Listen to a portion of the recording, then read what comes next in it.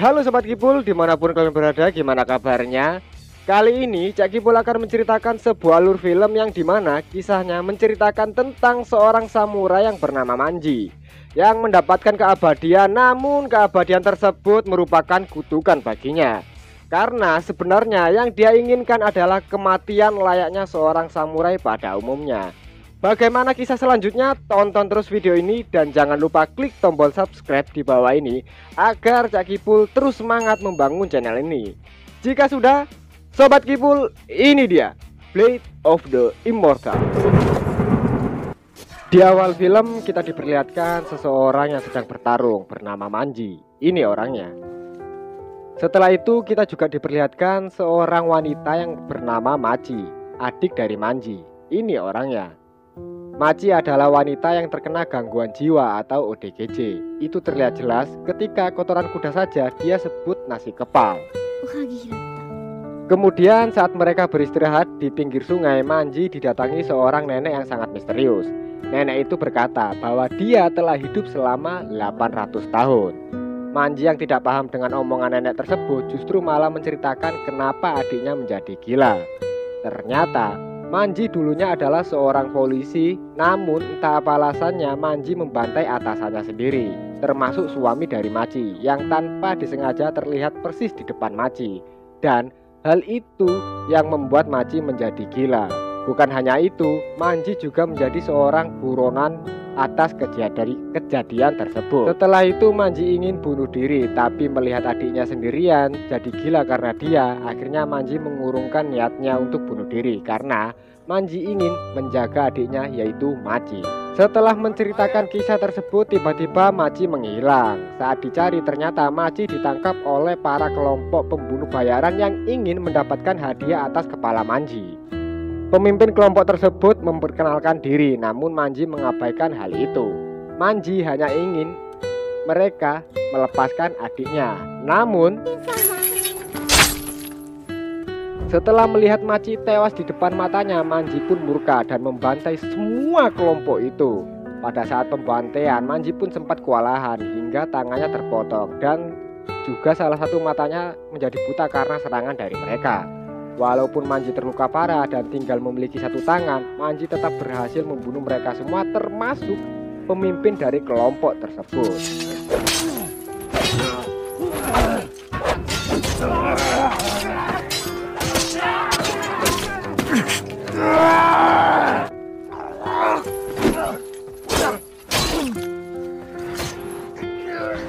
Pada saat Manji sudah sekarat, tiba-tiba nenek misterius tersebut datang. Manji meminta tolong agar nenek tersebut mengakhiri hidupnya. Namun nenek itu malah memperkenalkan dirinya pada Manji. Nenek itu bernama Yao Bikuni. Setelah itu nenek tersebut menyayat dada Manji secara perlahan dan memasukkan cacing darah yang terlahir dari Lama Agung. Cacing itu akan hidup di dalam tubuh Manji dan membuat Manji menjadi abadi. Dan kemudian film pun dimulai.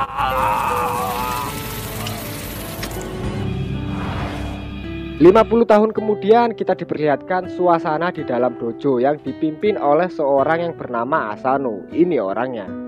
Asano memiliki putri yang bernama Rin. Ini orangnya. Kemudian di malam hari saat mereka sedang makan malam, tiba-tiba mereka didatangi sebuah kelompok yang bernama Itoryu. Pemimpin kelompok tersebut bernama Anotsu. Ini orangnya. Anotsu menjelaskan bahwa mereka sudah membunuh semua murid yang ada di dojo tersebut. Kemudian Anotsu menawarkan agar Asano mau bergabung dengannya. Tentu saja Asano menolak tawaran itu dan kemudian Asano pun terbunuh di depan anaknya sendiri yang bernama Rin. Gak lama kemudian setelah meninggalnya Asano ayah Rin, kita diperlihatkan Rin yang sedang berlatih di samping makam ayahnya. Tiba-tiba nenek Yao Bikuni datang dan bertanya apa yang sedang Rin lakukan. Rin pun menjawab kalau dia sedang berlatih karena dia ingin balas dendam. Nenek tersebut pun tertawa lalu berkata kalau ingin balas dendam, setidaknya Rin harus menyewa pengawal yang sangat kuat. Lalu nenek itu pun menyarankan agar Rin mencari seorang samurai abadi yang bernama Manji untuk menjadi pengawalnya. Mendengar hal itu, Rin pun bergegas mencari seseorang yang bernama Manji.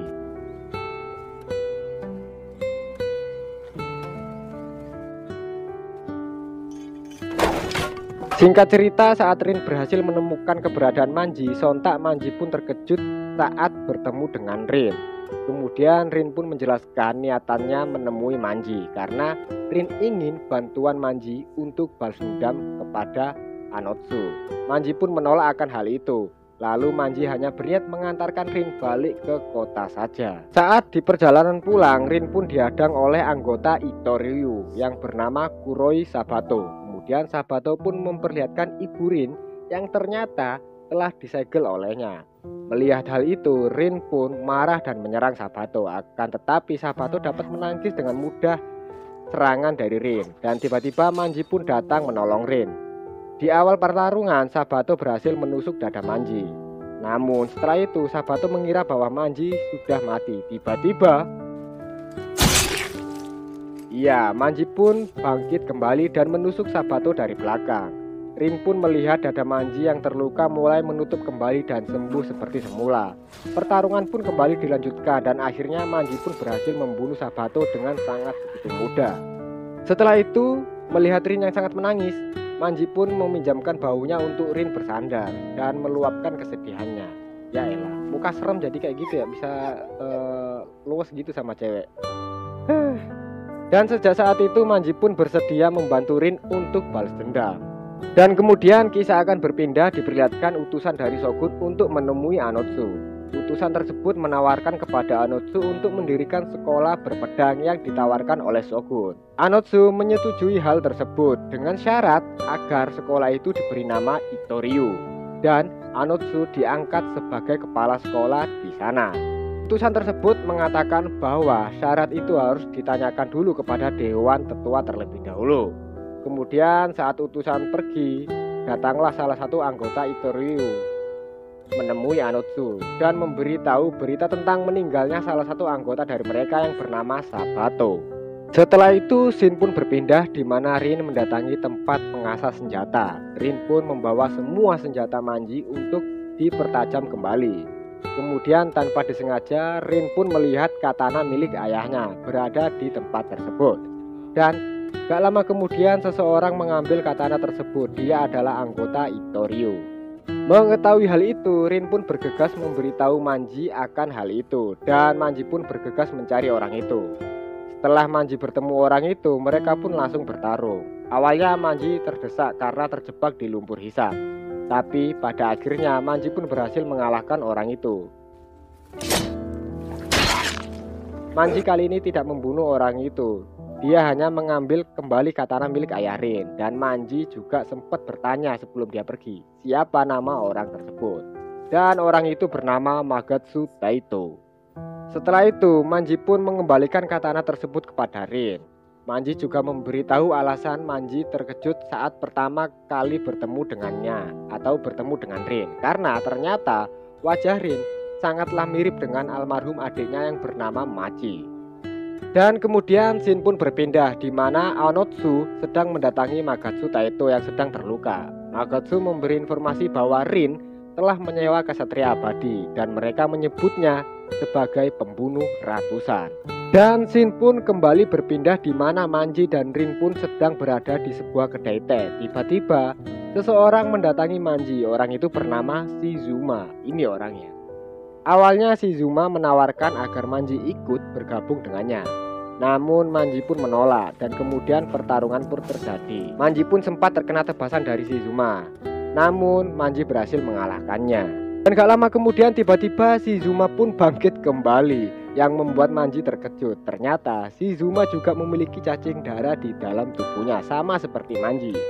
Shizuma pun mengatakan kalau dia adalah anggota Itoryu. Kemudian dia pun pergi. Saat Manji kembali melanjutkan perjalanannya, tiba-tiba luka Manji tidak kunjung sembuh, justru malah membuka kembali luka lamanya. Manji pun berpikir kalau Shizuma pasti tadi menaruh sesuatu pada katananya, yang membuat Manji berhasil terluka kembali. Melihat Manji yang sangat kesakitan dan terluka, Rin pun panik dan bergegas mencari bantuan. Kemudian tiba-tiba Rin malah diculik oleh Shizuma. Pada saat Shizuma hendak membunuh Rin, tiba-tiba Manji berhasil menemukan mereka dan pertarungan dua samurai abadi pun terjadi.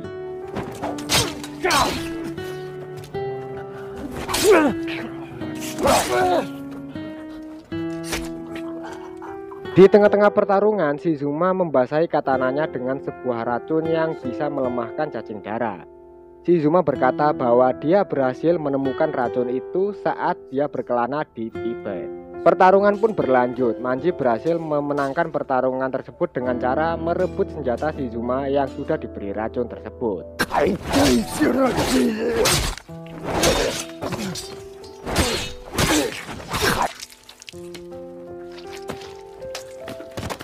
Di sini Manji menyadari sesuatu bahwa Shizuma bisa saja menghindari serangan dari Manji. Namun Shizuma malah sengaja menerima serangan dari Manji dengan alasan bahwa sebenarnya Shizuma ingin mati karena dia telah bosan hidup begitu lama dan dia pun ingin menyusul semua saudara-saudaranya dan teman-temannya yang sudah meninggal.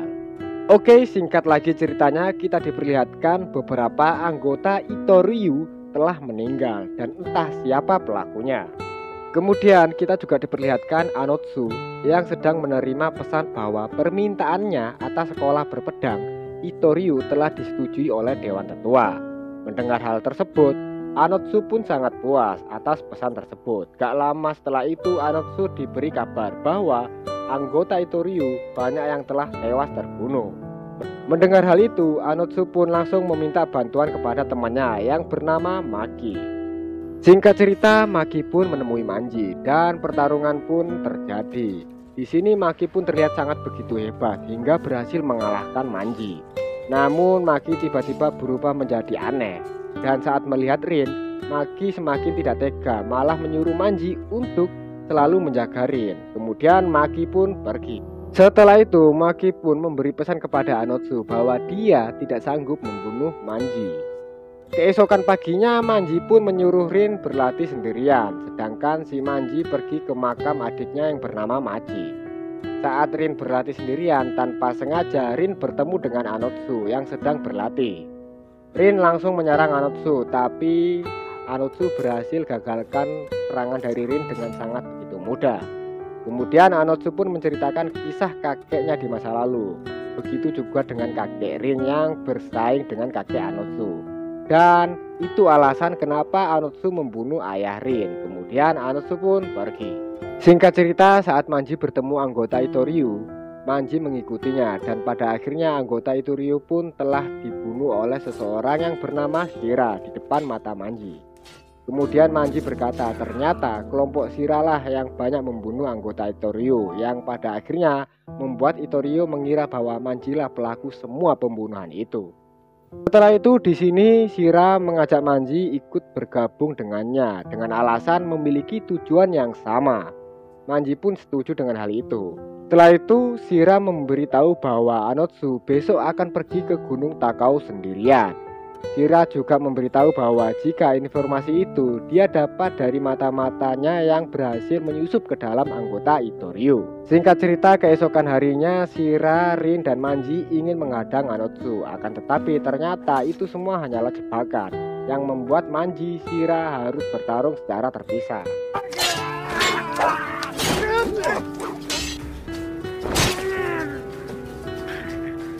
Setelah selesai bertarung, Shira pun langsung menganiaya seorang wanita. Akan tetapi Rin pun berusaha mencegah hal itu. Namun Shira malah menodongkan senjata kepada Rin.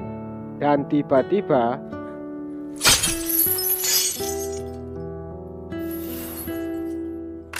Manji pun datang tepat waktu dan memotong tangan Shira. Kemudian setelah itu Shira pun kabur. Dan kemudian di malam harinya Manji saat mengobati luka Rin, Manji bercerita tentang masa lalunya. Dia di mana saat Manji membunuh banyak polisi atas perintah dari atasannya sendiri. Polisi yang dibunuh Manji itu adalah polisi yang memperkaya dirinya dengan cara memeras rakyat kecil. Tapi faktanya polisi yang dibunuh Manji ternyata adalah orang-orang yang mengetahui kebusukan atasan dari Manji sendiri yang telah melakukan sebuah korupsi yang sangat besar. Setelah mengetahui hal itu, Manji pun sangat marah atau murka karena dia sudah terlanjur membunuh polisi tersebut, dan salah satu dari polisi itu adalah suami dari Machi.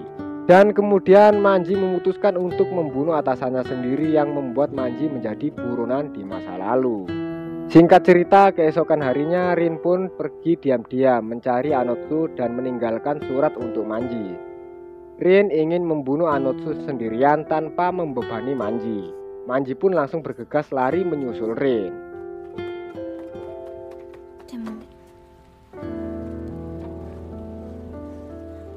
Shin pun berpindah di mana Anotsu sampai di Gunung Takao, tempat kediaman Tuan Ibane. Di sini Anotsu harus menerima bahwa permintaannya telah ditolak oleh Tuan Ibane. Kemudian saat Anotsu kembali, tiba-tiba dia dikepung dan Anotsu menyadari ternyata utusan shogun yang bernama Habaki telah menipunya.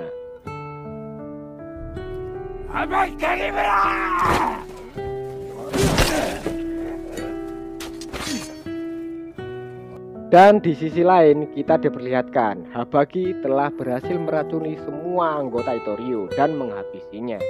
Lalu kemudian kita berpindah kepada Anotsu yang sedang berusaha kabur dari kepungan tersebut. Tiba-tiba Anotsu bertemu dengan Rin dan dihadang oleh Rin. Namun di sini Anotsu mengatakan bahwa Rin harus segera pergi kalau tak ingin terlibat dengan masalah yang dihadapi oleh Anotsu. Shin kembali berpindah di mana Manji saat di perjalanan dihadang oleh 3 anggota Itoryu yang masih hidup. Kemudian pertarungan pun terjadi. Di sini Manji pun terdesak sampai-sampai harus memotong tangannya sendiri. Di tengah-tengah pertarungan Manji bertemu dengan nenek misterius itu lagi. Nenek itu berkata atau bertanya, apa tujuan Manji sebenarnya sehingga membuat Manji berjuang seperti itu. Setelah mengetahui niat baik Manji, tiba-tiba cacing darah yang ada di tubuh Manji tiba-tiba menyembuhkan luka Manji dengan sangat begitu cepat. Kemudian Manji pun berhasil membunuh semua orang yang telah menyerangnya. Shin pun kembali berpindah di mana kini Anotsu dan Rin telah terkepung. Dan saat terkepung, Rin pun berteriak agar pasukan Habaki berhenti dan menasihati mereka bahwa seorang samurai tidaklah main keroyokan seperti ini. Mendengar hal itu, Habaki memerintahkan anak buahnya untuk membunuh Rin dan kemudian ya, lagi-lagi Manji datang pada waktu yang sangat begitu tepat. Kemudian setelah itu Manji dan Anotsu pun bertarung menghadapi semua pasukan dari Habaki.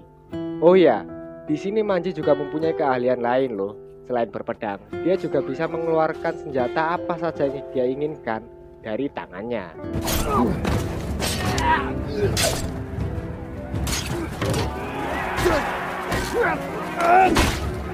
Setelah itu di tengah-tengah pertarungan mereka tiba-tiba Maki pun datang dan membantu Anotsu untuk melawan pasukan Habaki. Di sini kehebatan Maki pun sangat membantu dalam pertarungan. Di sini juga ada adegan lucu di mana saat Rin membantu justru malah mengenai Manji sendiri. Namun pisau yang dilempar oleh Rin justru malah disimpan oleh Manji. Gak lama kemudian datanglah Shira yang menculik Rin saat Manji sedang sibuk bertarung. Manji pun berusaha mengejarnya. Kemudian kita pun lagi-lagi berpindah ke tempat di mana Anotsu dan Maki yang tiba-tiba ditembak oleh pasukan Habaki. Maki melindungi Anotsu sebagai tameng agar Anotsu tidak terbunuh. Sebelum meninggal, Maki pun berusaha membantai para penembak itu. Kemudian di sini kita diperlihatkan Anotsu sedang berduel melawan Habaki. Namun di sisi lain, Manji berhasil mengejar Shira.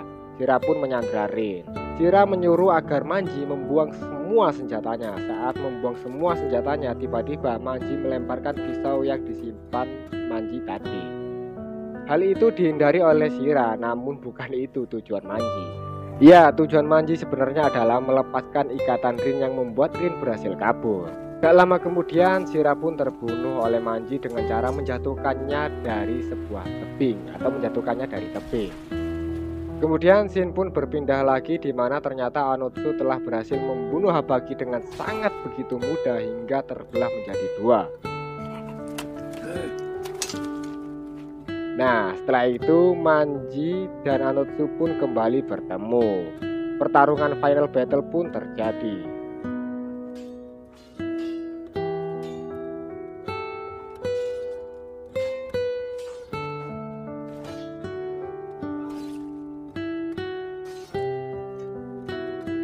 Di sini lagi-lagi Manji pun berhasil memenangkan pertarungan. Saat ingin membunuh Anotsu, tiba-tiba Manji menyuruh Rin yang melakukannya.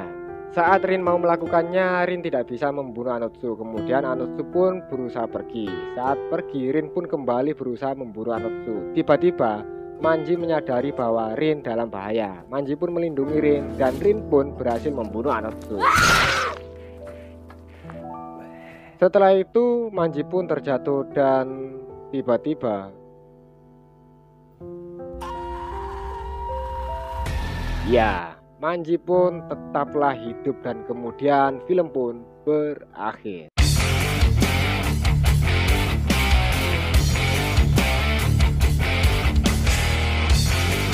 Ya Sobat Kipul, itu dia alur cerita film Blade of the Immortal. Oke Sobat Kipul, jika kalian suka dengan video ini jangan lupa klik tombol like dan subscribe ke channel ini.